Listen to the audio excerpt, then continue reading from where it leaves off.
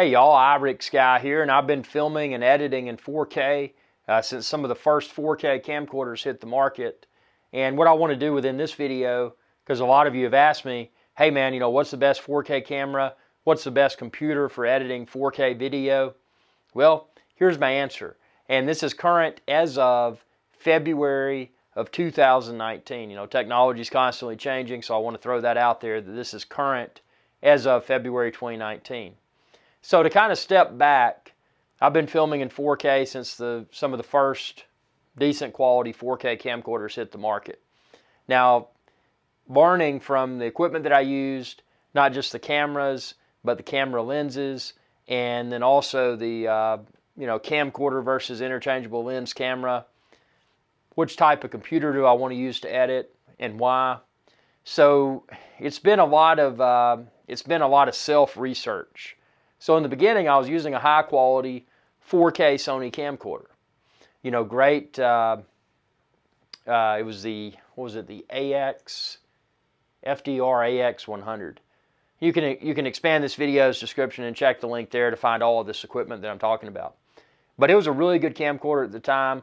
I was able to capture very convincing 4K video quality, and at that point in time, I was editing with a desktop iMac computer, which was, it worked really well. It was an i7 computer, worked really well. But what I've done since then, well, actually I've done quite a bit of things. One of the things being abandoning camcorders in favor of Sony Alpha cameras. So the reason I've done that is that I get much better video quality. I can also shoot stills, very high quality still photos that, maybe I want to use it for a thumbnail or whatever. And it's just it's been a very reliable experience. And unlike some of the other 4K camcorders that I've used in the past, I used a GH4 for a while, a very good interchangeable lens camera. That was my first step. So I stepped up from the camcorder, the AX100 Sony, and then I went to interchangeable lens camera, the Lumix GH4, and I fiddled with for a short period of time, and I'm trying to remember the model number of it, but it was a 4K Panasonic point and shoot that was pretty good quality, pretty good 4K video quality. But then I finally settled upon Sony Alpha, and the reason being is that I can just get consistently rock solid results, and I don't get what's referred to as focus breathing when I'm using autofocus with the Sony Alpha. Like this video, I'm filming this video in autofocus. You probably don't see the wonky focus breathing and this, that, and the other. So it's just been the most reliable and controllable experience for me for capturing 4K video. And the file sizes aren't that large. There's some 4K cameras or camcorders out there that people get, and they're dealing with astronomically large file sizes. With this camera, I can use a variety of different lenses. Right now, I've just got a cheap zoom lens on it, but sometimes I use prime lenses. I've got a big kit of lenses. So again, expand this video's description, and you can find the camera body and all the lenses that I use there. But getting good audio, all I'm doing with this, I'm using this microphone. You can find it within this video's description. Digital audio recorder in my pocket. Obviously, this is a green screen. So it's how do I edit it? And that's the biggest. So beyond switching from camcorders to interchangeable lens cameras, the biggest switch that I've made that has best impacted my workflow for 4K video, instead of using multiple computers. So in the past, I used an iMac, and then also used a lower-end MacBook Pro for my field edits and that sort of stuff. But what I've recently done, and I had a huge amount, I think it was 16 terabytes of external storage, and that was loud, and it was obviously disk with spindles in them, prone to fail. I did lose a disk, and we'll talk about that in a minute. But how have I revamped the editing side of my 4K workflow? So I've done away with the iMac.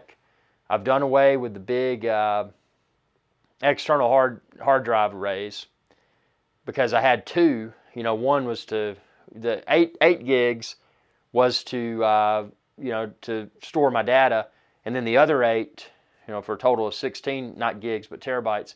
The other 8 terabytes that created the total of 16 terabytes. So 8 was, the storage, and then the other 8 was the backup.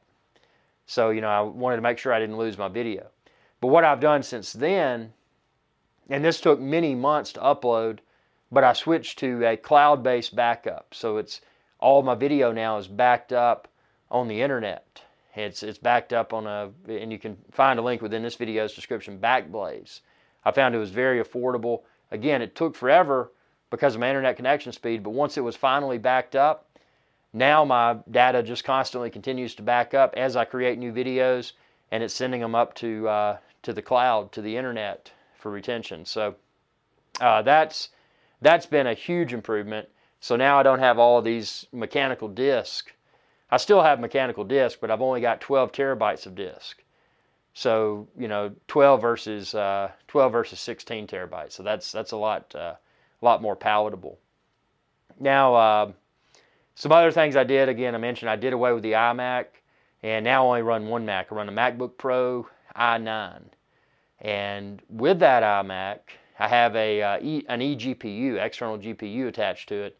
You can find all of this. I'll stop saying that, but you can find all of this. Just expand this video's description and click the link there to find all of this that I'm talking about. So I'm using the MacBook Pro. I've got an external GPU, a very powerful, graphics processing unit. So using that in conjunction with Final Cut Pro 10 on my Mac, if I'm in the studio, I'm using the GPU to better enhance the video editing workflow performance. But when I'm out in the field, I'm using the rather high-end MacBook Pro, which is not a slouch. So now I've got all of my editing is performed from one machine, but everything's backed up. And when I'm in the field, I'm carrying inexpensive external hard drives. I got a primary and a master. So if I lose one's stolen, becomes corrupt, whatever, I've got a backup copy of it. But then when I return to the studio, I put it all on my master 12 terabytes of storage, which is backed up to the cloud. So it works really well. It's worked well for me. But it's a constant, it's a process where one is constantly learning and improving, and that's what I've been doing. But I mean, this for me, what you'll find within this video's description, that's my ultimate kit of gear right now for editing and publishing 4K video. Because obviously everything I post on Our Skies Adventure channel now, except for an occasional live stream, is going to be in 4K. And hopefully it'll be in 8K soon. Once that becomes more prevalent, once we have affordable 8K camera options, I'm going to journey into that, because there's no reason to film in a format that's already obsolete. And 4K at the time of posting this video, February 2019, 4K is still a somewhat future-proof content. I mean, everything's going to evolve, but I think it's safe to say, as people watching movies, watching videos, 4K provides a very visually pleasing experience, and it's a major upgrade from 1920 by 1080 HD. A lot of people argue that, but you sit around and watch all of your favorite YouTubers in 4K, and then try to watch those videos in 1080, and you're going to feel like you're having an inferior viewing experience. So for that reason, 4K video is super important, and knowing which 4K video gear works for you, the cameras, the editing equipment, obviously the microphones that capture that audio along with your 4K video content, it's all super important. If you have any questions, by all means, feel free to ask. Again, expand this video's description and check the link there to find all of this gear. But if you have questions, follow me on social media: Facebook, Instagram, Twitter, Pinterest, and of course YouTube. And if you follow me on YouTube, ring that bell icon to be notified whenever I post another video. Thanks for your viewership, and y'all have a good day. Hey y'all, iRickSky here. Thanks again for your viewership. Be sure to subscribe to my channel if you haven't already, and ring that bell icon to be notified whenever I post another video. If you're looking for Our Skies Adventure Channel merch, like this t-shirt and a lot of other cool stuff, expand this video's description. You can find it all there. Y'all have a good day.